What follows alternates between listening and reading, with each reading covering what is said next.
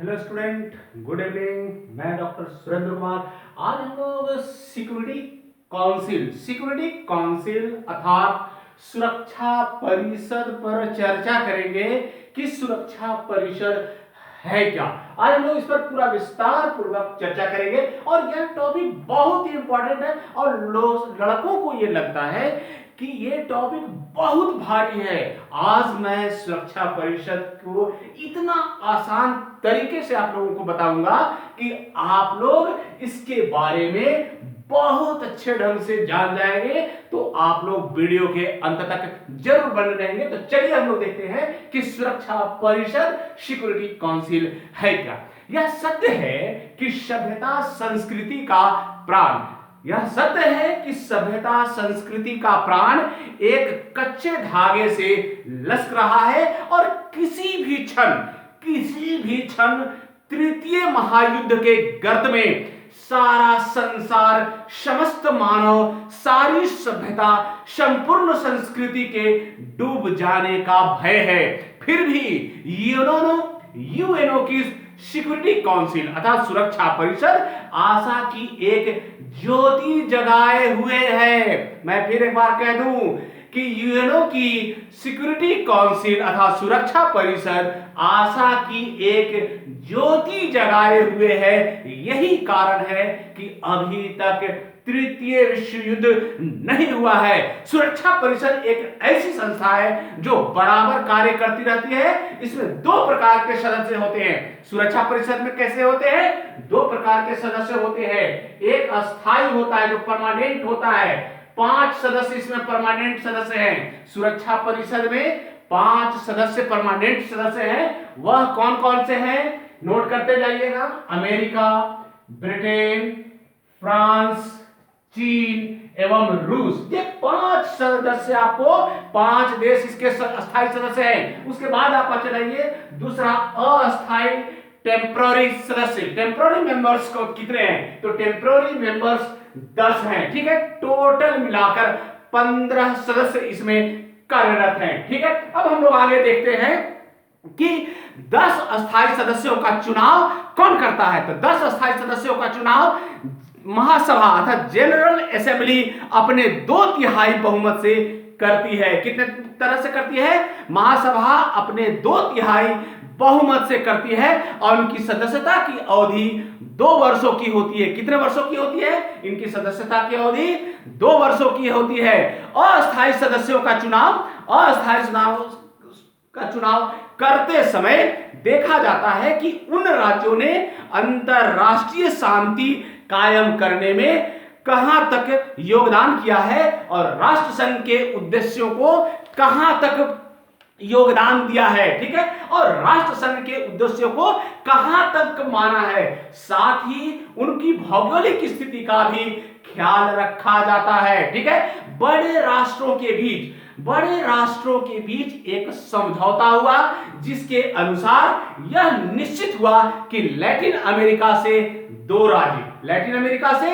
2 राज्य तथा पश्चिमी यूरोप, पूर्वी यूरोप, ब्रिटिश राष्ट्रमंडल तथा निकट मध्य पूर्व से एक राज्य निर्वाचित होंगे। ठीक है, 2 वर्ष के बाद उन्हें तुरंत नहीं चुना जा सकता। 2 वर्ष के बाद उन्हें तुरंत नहीं चुना जा सकता। अतः अर्ध अस्थायी सदस्यों की परिपाटी में नहीं चल सकती है। ऐसे राज्य जो काउंसिल के सदस्य नहीं हैं, ऐसे राज्य बहुत महत्वपूर्ण है। ऐसे राज्य जो काउंसिल के सदस्य नहीं है उन्हें भी काउंसिल की कार्रवाई में भाग लेने के लिए आमंत्रित किया जा सकता है।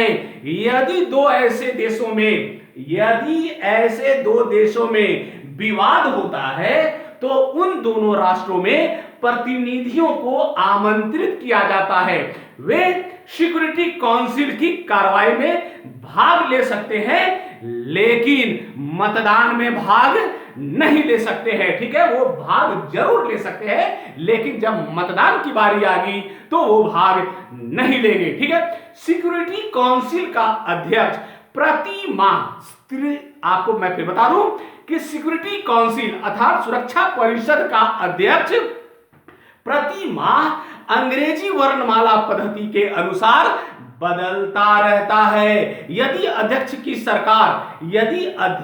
सरकार तथा अन्य देशों से झगड़ा रहता है और राज्य सुरक्षा परिषद के सामने होता है, तो अध्यक्ष को हट जाना पड़ता है और उसके स्थान पर दूसरे राज्य का प्रतिनिधि अध्यक्ष होगा। ठीक है, वैसे तो सिक्योरिटी काउंसिल की सभा बराबर होती ही रहती है, फिर भी अध्यक्ष अपने मन से एक सदस्य की इच्छा से महासचिव मतलब जनरल असेंबली के अनुरोध पर इसकी बैठक आमंत्रित कर सकता है। ठीक है, साधारणतः 15 दिनों में, साधारणतः आप देखिएगा कि 15 दिनों में एक बार इसकी बैठक आवश्यक होती है, परंतु इसके सदस्य क्षणिक सूचना पर भी एक होने को तैयार रहते हैं और सिक्योरिटी काउंसिल के किसी भी विषय पर निर्णय लेने के लिए 7 मतों की आवश्यकता होती है। कितने मतों की आवश्यकता होती है?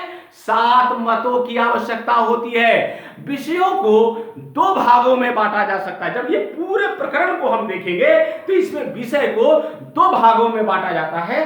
पहला जो है कार्य संबंधी और दूसरा है विशेष। कार्य संबंधी विषयों पर किन्हीं 7 मतों की आवश्यकता होती है।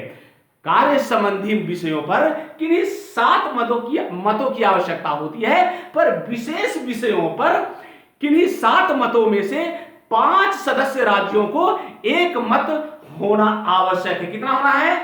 5 होना आवश्यक है। 5 अस्थायी राज्यों में सर्वसम्मति की प्रणाली को निषेधाधिकार अर्थात वीटो कहा जाता है। क्या कहा जाता है? वीटो कहा जाता है। और यूएनओ की निषेधाधिकार मतलब वीटो की यह प्रणाली विवाद का जितना विषय रहा उतना कोई भी उसकी अन्य धारा ऐसे प्रवृत्ति की नहीं रही। ठीक है, प्रत्येक अस्थायी राज्यों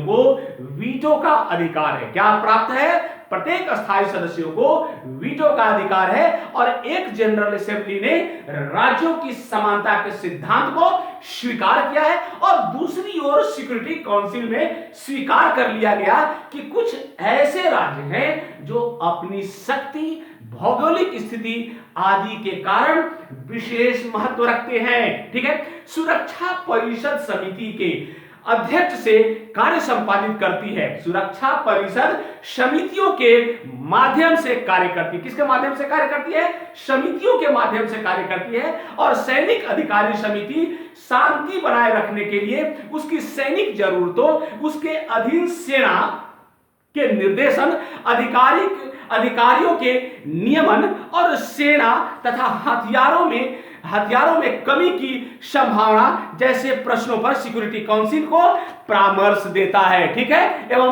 उसकी सहायता करती है। ठीक है, इन समितियों में 5 अस्थायी देशों के chief of the army assembly के इस परिषद के अधीन डिसआर्मामेंट अर्थात निशस्त्रीकरण सम्मेलन भी बुलाया है। ठीक है, इसके अतिरिक्त शांति, भय, डर से झगड़ों को सुलझाने के लिए काउंसिल अस्थायी समिति का भी निर्माण करती है। ठीक है, अब हम लोग देखते हैं कि इसके कार्य क्या है। अब हम लोग देखेंगे कि चार्टर के अनुच्छेद 24, 25 एवं 26 में सुरक्षा परिषद के कार्य बताए गए हैं। सुरक्षा परिषद का कार्य निर्धारित किया गया है। कितने?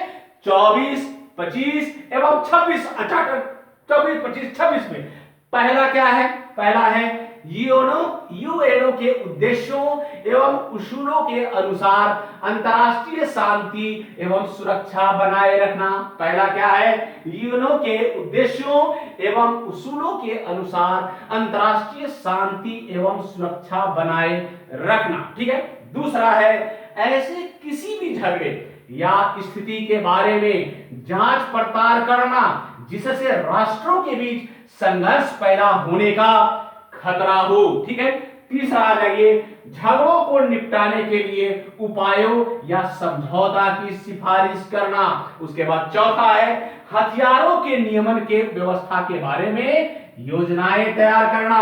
फिर उसके बाद 5वां है यह निश्चित करना कि शांति के लिए क्या खतरा है, ठीक है। उसके बाद छठा है, सदस्यों से जोर जबरदस्ती की कार्रवाई को रोकने के लिए आर्थिक प्रतिबंध लगाने और लड़ाई के अलावा दूसरे उपायों काम में लाने का अनुरोध करना, ठीक है। फिर उसके बाद सातवां है, आक्रमण करने वाले के विरुद्ध सैनिक कार्रवाई करना, ठीक है। उसके बाद आ जाइए आठवां है, नए सदस्य बनाना, निलंबित करना एवं निष्कासित करना, ठीक है। फिर उसके बाद आ जाइए नवा जो है, उन सत्तों की सिफारिश करना जिनके अनुसार राष्ट्र अंतरराष्ट्रीय अदालत के विधान में भाग ले सकते हैं, ठीक है। अब आ जाइए 10वां में, सैनिक महत्व के इलाके में यूएनओ में संरक्षण संबंधी नियम लागू करना।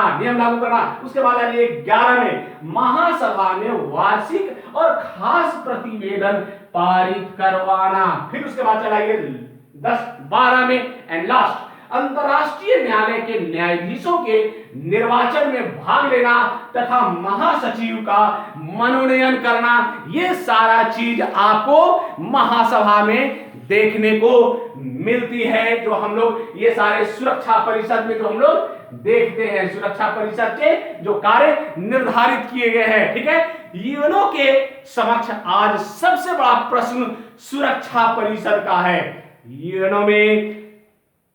यूएनओ के समक्ष आज सबसे बड़ा प्रश्न सुरक्षा परिषद का है। श्री एंगल ने 1955 ईस्वी में कहा था कि विगत 10 वर्षों में इसकी प्रतिष्ठा काफी गिर गई है। इसके कार्यों के आधार पर यह कहा जा सकता है कि सिक्योरिटी काउंसिल का मुख्य कार्य अंतरराष्ट्रीय शांति एवं सुरक्षा कायम करना है। यह जनरल काउंसिल सिर्फ वैसे ही विवादों पर काम करती है जिससे अंतरराष्ट्रीय शांति एवं सुरक्षा भंग होने का खतरा रहता है, ठीक है। यह कानूनी विवादों पर विचार नहीं करती है। इसने विवादों को शांतिमय ढंग से सुलझाने का प्रयास किया है, ठीक है। फिर भी वीटो की पद्धति के कारण यह कहा जा सकता है कि इसे लकवा मार गया है। फिर मैं बात कहता हूं कि सिर्फ वीटो की पद्धति के कारण यह कहा जा सकता है कि इसे लकवा मार गया है और सिक्योरिटी काउंसिल के 5 अस्थायी सदस्य अपनी वीटो की शक्ति के कारण इसकी नकलें अपने हाथों में थामे हुए हैं। नकलें जो है वो अपने हाथों में थामे हुए हैं। भारत चीन का मामला हो, भारत चीन का मामला, कश्मीर का मामला, भारत पाक युद्ध, कोरिया संकट, कांगो संकट के सिक्योरिटी काउंसिल की भूमिका असरदार तो अवश्य रही, पर महाशक्तियों के प्रभाव इस पर हावी रही। ईरान अमेरिका युद्ध में इसकी भूमिका काफी सराहनीय रही है। ब्रिटेन फॉकलैंड युद्ध में इसके काम काफी सराहनीय रहे हैं, पर वीटो शक्तियों के कारण इसकी अनदेखी भी की जा सकती है, की गई है, ठीक है। सिक्योरिटी काउंसिल को टाइगर विदाउट टीथ कहा गया है, पर वास्तविकता ऐसी नहीं है। तृतीय विश्व युद्ध को रोकने में इसकी महत्वपूर्ण भूमिका रही है। आज लोगों की नजर में यूएनओ का अर्थ आज भी सुरक्षा परिषद में लगाया जाता है। तो आज मैं आपको सुरक्षा परिषद सिक्योरिटी काउंसिल के बारे में पूरी जानकारी दे दी है और मुझे आशा है कि आप लोग इसके बारे में बहुत अच्छे से समझ गए होंगे। थैंक यू, धन्यवाद।